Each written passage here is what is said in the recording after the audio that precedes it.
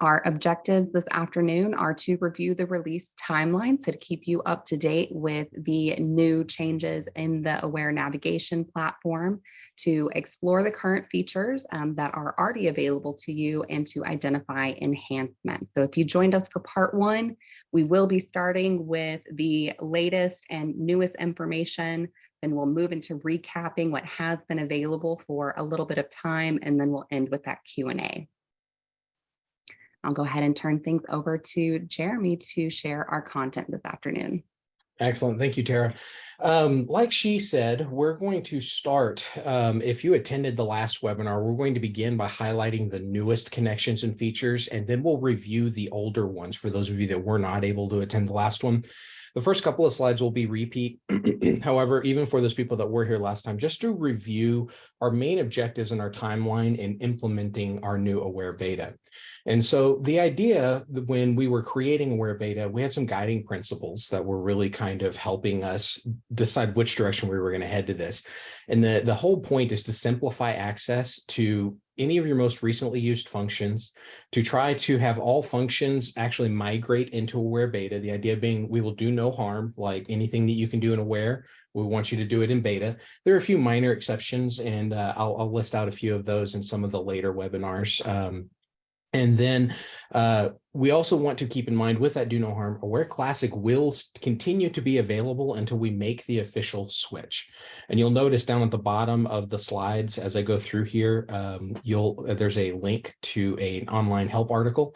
And so when the materials are released tomorrow, feel free to look into those help articles. And you'll note within the pictures on this slide, if you haven't tried it already, when you get into Aware Classic, there's a nice button right at the top that says Try Aware Beta. That is a live button. You click that and it'll load the beta interface. All right, so the timeline for our release, we'll have ongoing updates throughout the remainder of this school year. And our hope is to actually make beta the default access sometime in March, around spring break, give or take a little bit.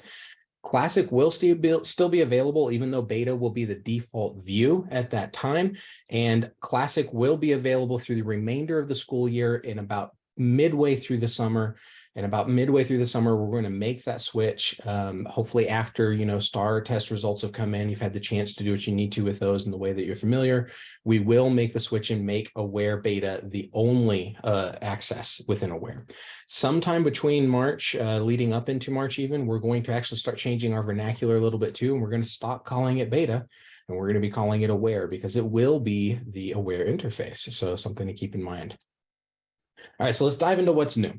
Like last time, I'm going to show some slides on a couple of features, and then I'm going to switch tabs. You'll notice the view at the top. You can see my tabs and my URLs. I'm going to switch tabs and actually show you what this looks like live after talking about it.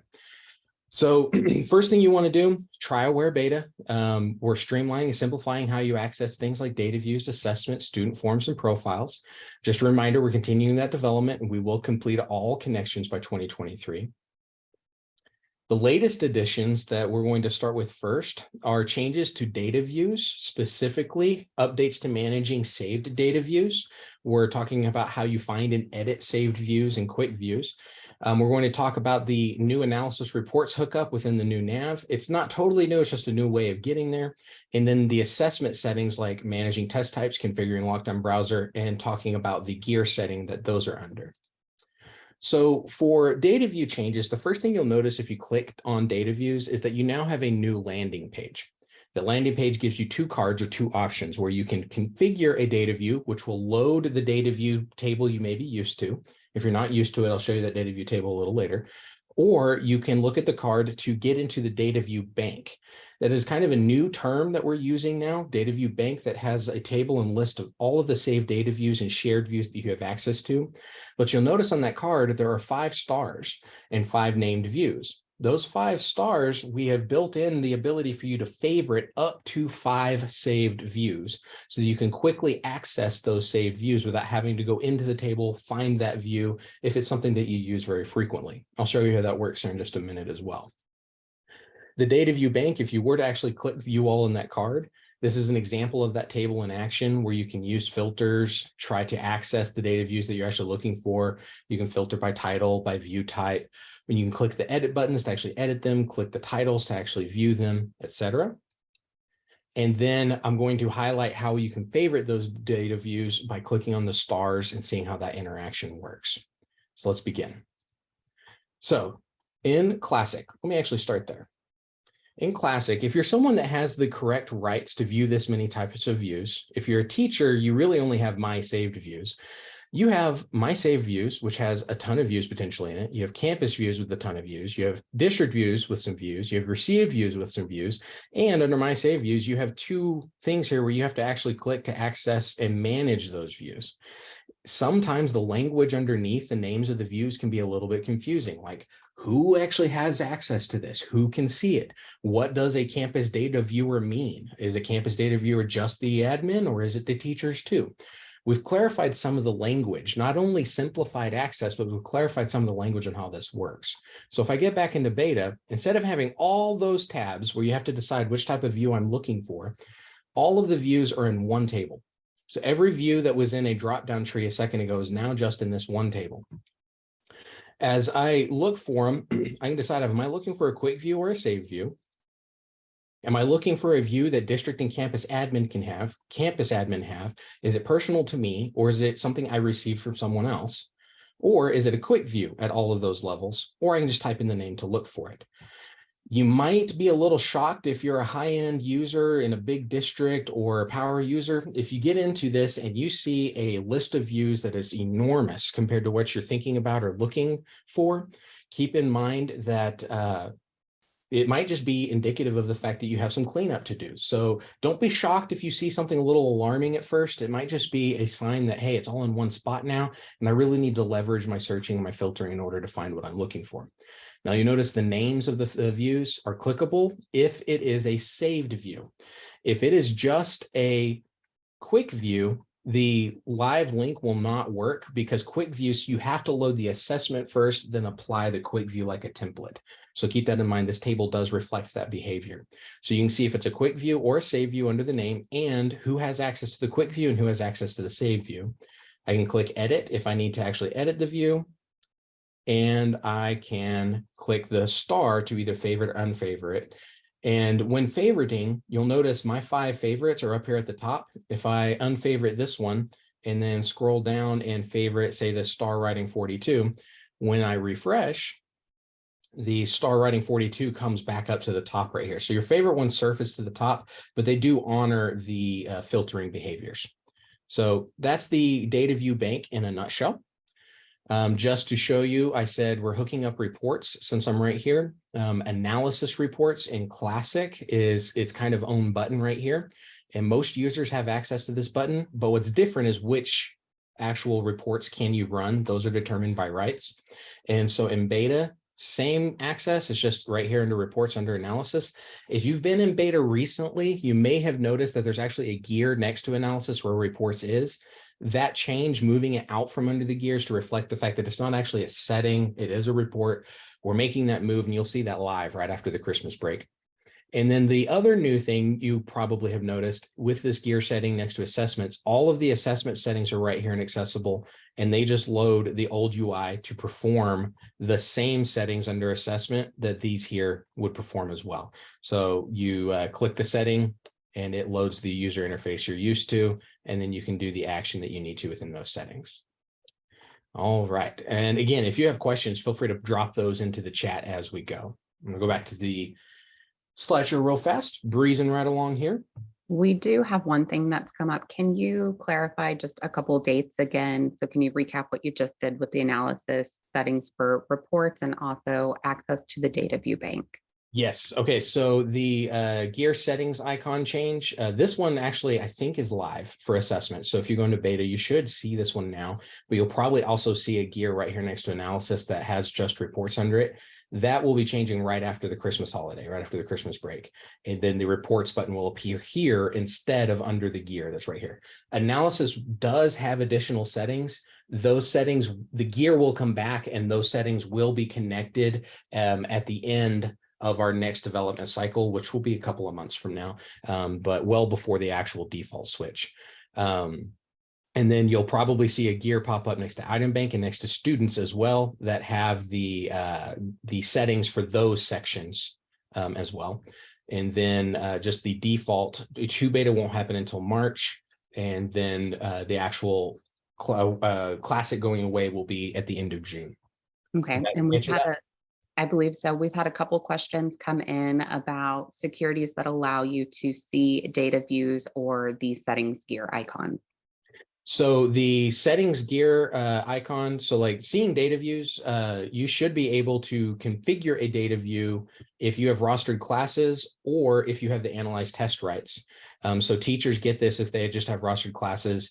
Admin users need analyze test checked. In order to get the data view bank, you have to have saved views in order for that to populate. So if you don't have any saved views or shared views, you won't see it. But if you do have shared views, in order to actually get the edit button to manage the view, you have to have the manage shared views right checked. Yeah, so right now in beta, if you don't see data views at all, you may check in with whoever your person is, your eduphorian is in your district. If you're a teacher with rostered classes, you should see this data view table, and it'll load just this table. It won't load this card until after the spring, after the Christmas holiday.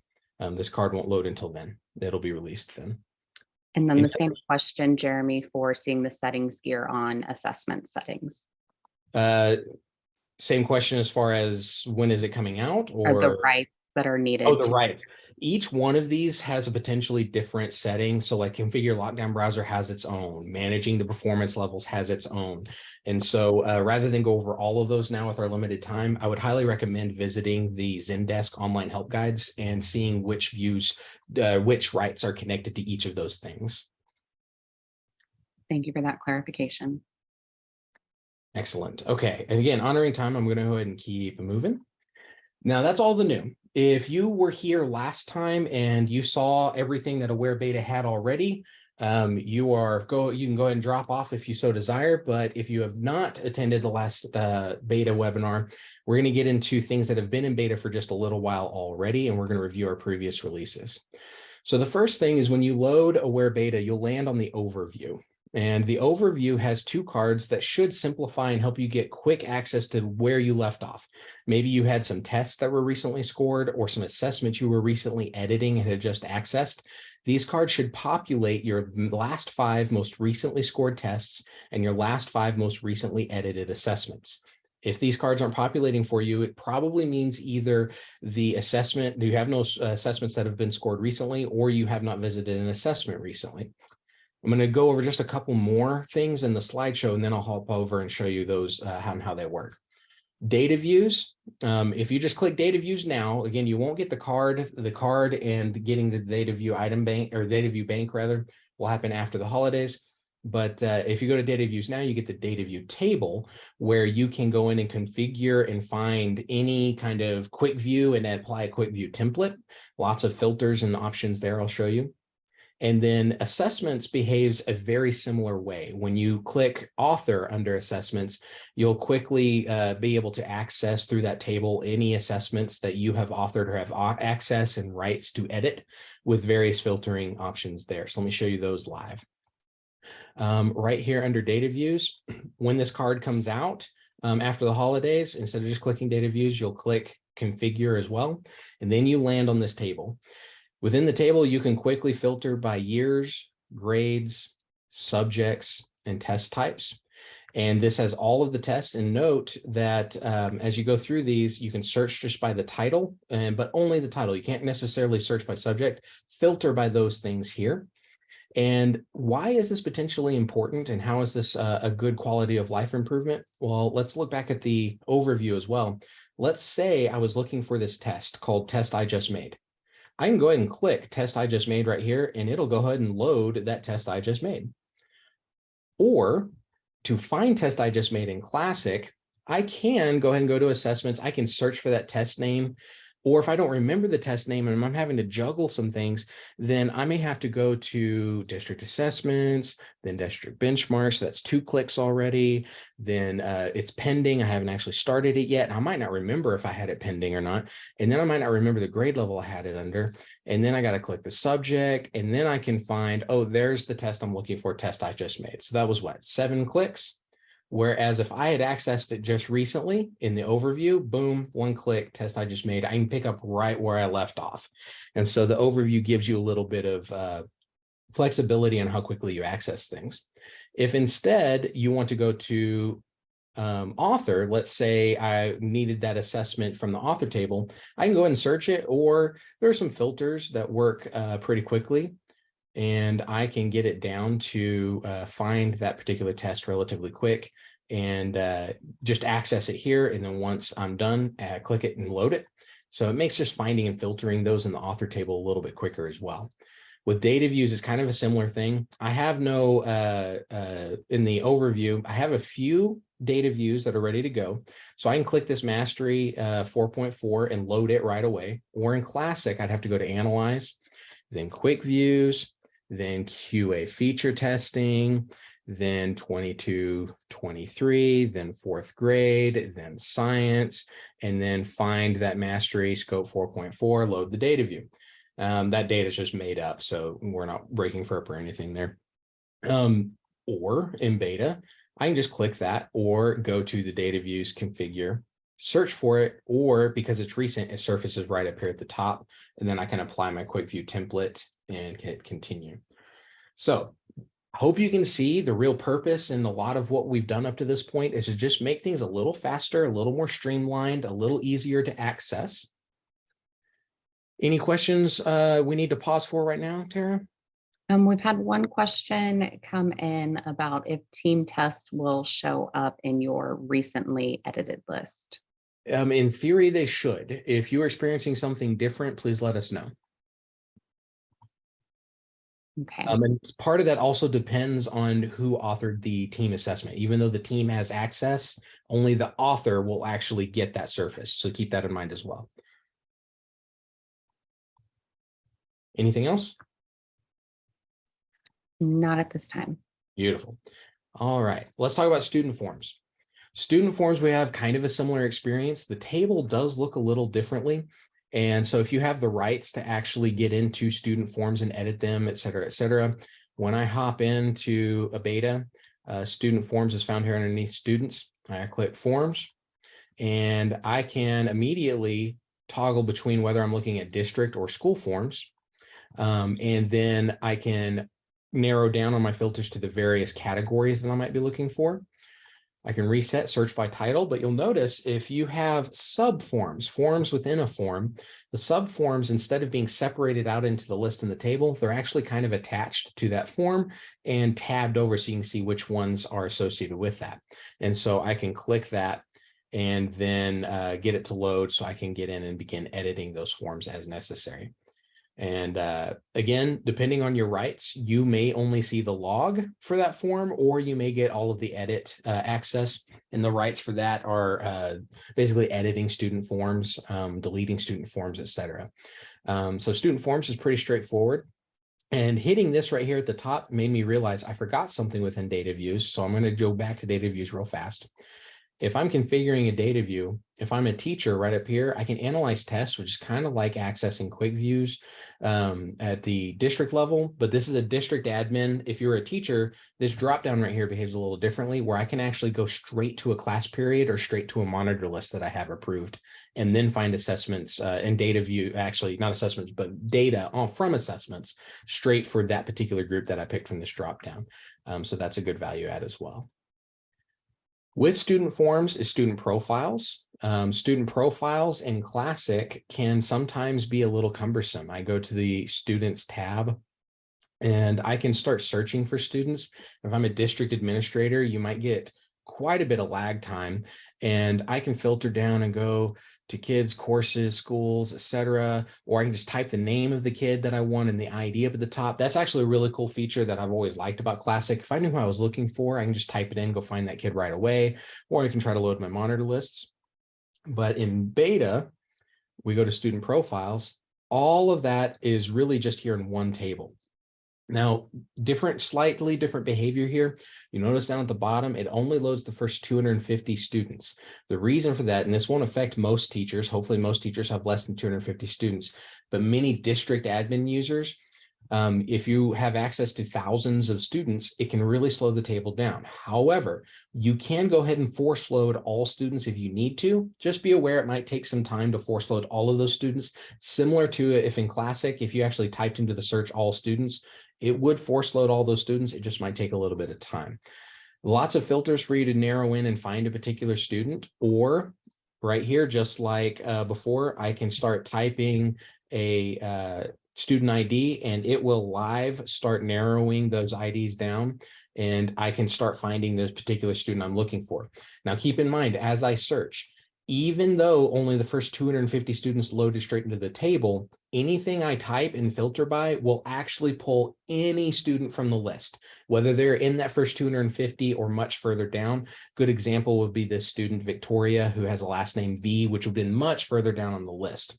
One of the cool features that we've added to student profiles is the ability to choose which columns you want to show.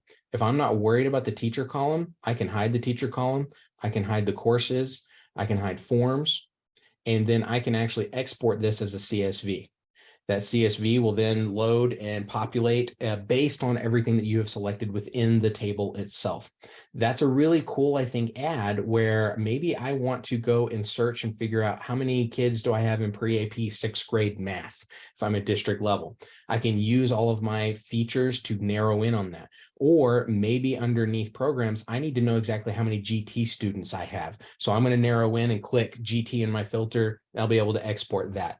And so that's some good value add there, I think, within profiles as well that Classic cannot do. Getting near the end, I'm going to highlight future dates for our mini series. If you did not see anything connected yet, keep in mind, development is happening throughout the remainder of this school year. So we're going to be hooking up item banks. We're going to be hooking up more settings. We're going to be hooking up inventories. There's lots more to come. And so keep that in mind as things unfold throughout the remainder of this year. But now is definitely the right time for you to go and play within beta, to go and get used to it, because beta is going to be it. And it's going to happen sooner than I think you might want it to. Next webinars will follow the same format where we're going to review the newest connections first and then review the older stuff. So if you attended today, want to come to the next one, just want to see what's new, I'll do that first and then we'll cover some of the old stuff. Reminder about the timeline. Some of the things I showed you today will release right at the start of January. So the data view card, the data view bank, et cetera, is coming right at the start of January. The rest of that should already be there. We're going to default to beta sometime around spring break. We're going to close Aware Classic entirely over the summer of 22-23. Upcoming webinars on February 22nd, we're going to have part 3. I'm going to try to breeze through the connections, but then I'm also going to add some suggestions on how to prepare your district administrators and your district teachers for this change. So if you know of a eduphorian in your district that might need to attend that webinar, that might be a really powerful one. And then our final webinar, part 4, is going to be sometime in March. We're going to do it sometime after the Aware beta defaults, so that when you access Aware, it defaults to beta. The anticipating many people will finally realize, hey, beta is actually a thing when we make that a default, and we'll have a little message there, sign up for our last webinar, part 4. So the date there will TBD, depending on when we get to execute the default there. And like Tara mentioned, we have an Aware beta playlist on YouTube. That URL will take you there, and you can see this webinar and other webinars and videos about Aware beta and how it's all connected. All right, we have just a couple of minutes left. What questions have we had populated that we can address? I think we've covered most of them. One just came in, so let me read it real quick. Okay, can you clarify, will Aware Classic be available for a short time after beta becomes the default landing page? Yes, so when the default beta becomes the default sometime in March, we will keep Classic available until the summer, until about the end of June and summer. So Classic will be there. I will go ahead and say part of that is very intentional in that, one, we don't want you to feel like we've removed the safety net. But two, if you hop in there and you see something missing, or you don't know how something works, like we actually caught something about triple clicking in Classic that we're going to be implementing in our future iterations of what's going on.